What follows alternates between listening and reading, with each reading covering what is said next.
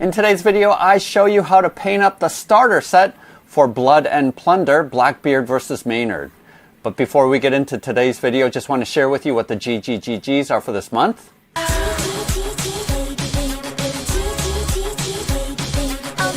Each month, Bob the Beholder picks some of my Patreon supporters to receive gratitude gifts. And for this month of June of 2023, we have two $25 credits for LV427. They create really unique sci-fi terrain. Also, all of my viewers can get 20% off using my code when they make their first order off of their website. Use the links below to go to their website to find out more information. We have two pledges for the Zectonium Prison Mines. We have two pledges for the Bleak Elf Bastion Kickstarter. We have two pledges for DecoQuest Black Coast Citadel. We have two pledges for the Frost City Kickstarter. Finally, we have $100 going towards the Tenaris Adventures Ultimate Kickstarter that is happening right now. Finally, I did want to report that we were going to be giving away a Gweik 10-watt laser, but I haven't been able to get that working, so I'm going to move it over into next month's.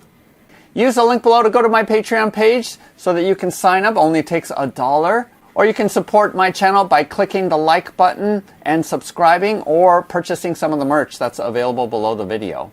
So I did do an unboxing video for this a while back, and I finally was able to paint up and rig up both of my ships that come in the base box. If you haven't seen that video, go ahead and check it out here.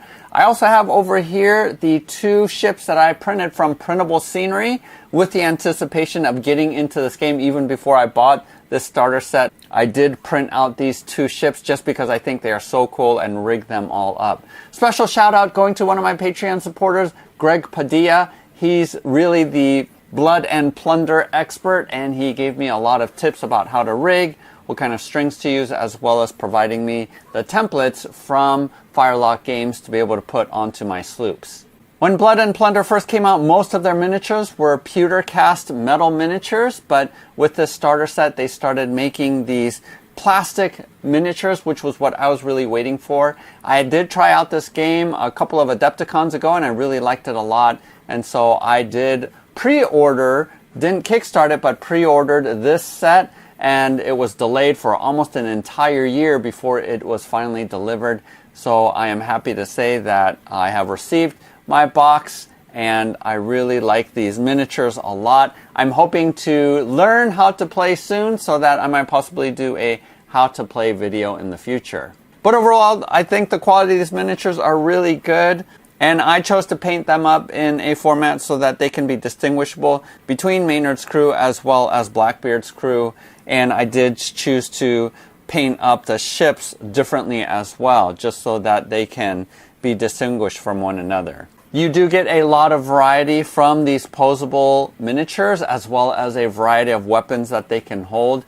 Now, with that variety comes a lot of time that's required to be able to put these miniatures together, so it did take me quite a bit of time putting them together and gluing them, as they have interchangeable heads or poses or arms, any of those things. I sort of wish that they were single cast models that didn't require so much customization. That would have made assembly a lot quicker. But overall, I'm pretty happy with them, and you get two sets of 12 miniatures for each side.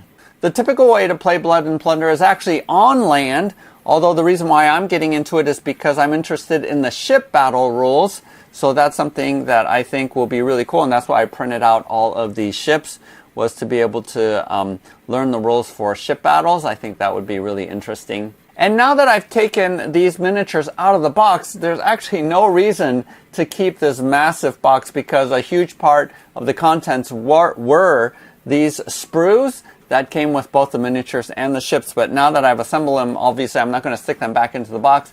I'm probably going to get rid of this box and just keep all of the chits and rules in a smaller box or something like that that I can find. Obviously, the rigging is optional for these ships. As you see over here, all I did was rigging, but I didn't put the sails on them. Here, I opted to do so because Firelock Games does provide the templates so that you can print it onto, what I put was on cardstock, different colored cardstock, and was able to print them out. And it does take quite a bit of time and effort to be able to rig these things. And use the Amazon links that I have provided in the links below. That's an affiliate link, and it just gives me a little bit of kickback for you purchasing it through my link, and it doesn't cost you anything extra.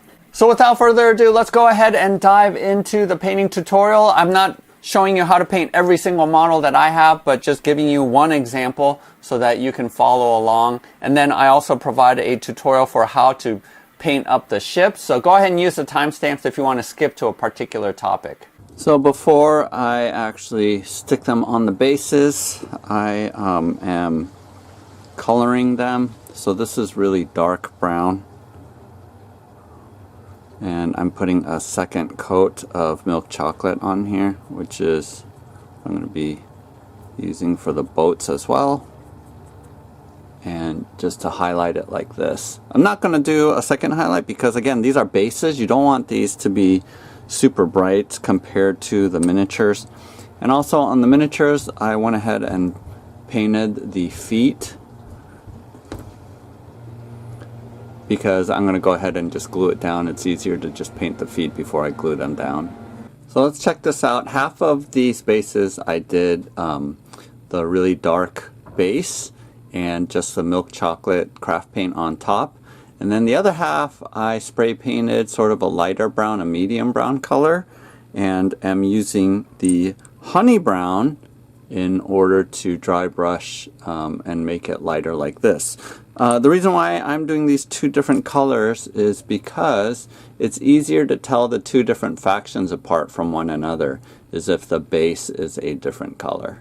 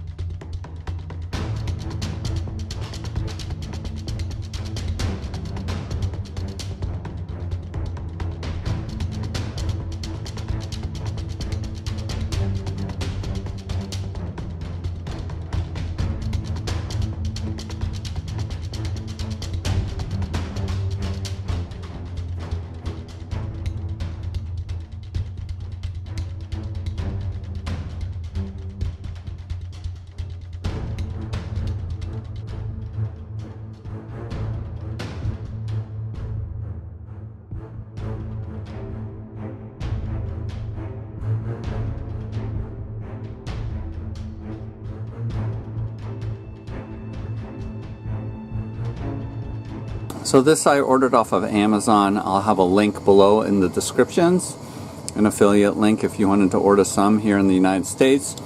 But it's fairly elastic, and one of the things that you have to be careful of in using this elastic is it will lose its elasticity over time, like a number of years, and so it will start to droop. So just keep that in mind. And so when you use this, don't stretch it to the max when you're doing your rigging, but instead keep it relatively loose as possible, but at the same time keeping it taut. Alternatively, you can use sort of natural hemp cord. I found this sort of pack at Hobby Lobby. You get a multi-pack with different colors. Honestly, I just used the black, but I didn't find a separate roll that was this black. And this is a little bit thick, so when I use it, I actually peel off one strand so that it's just a double strand, and that's sort of the right amount of thickness. But again, for the most part, I like using this the most because it's so easy to use, but in other cases, I did use this hemp cord.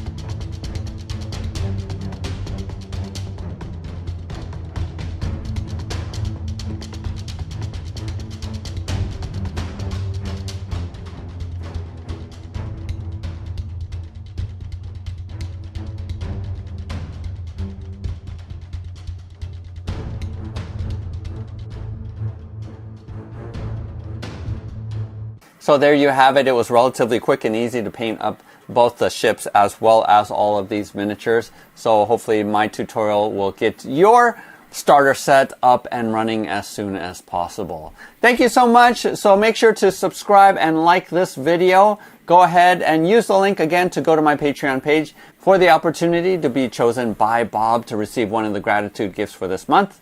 Otherwise, happy painting, happy gaming. We'll see you next time.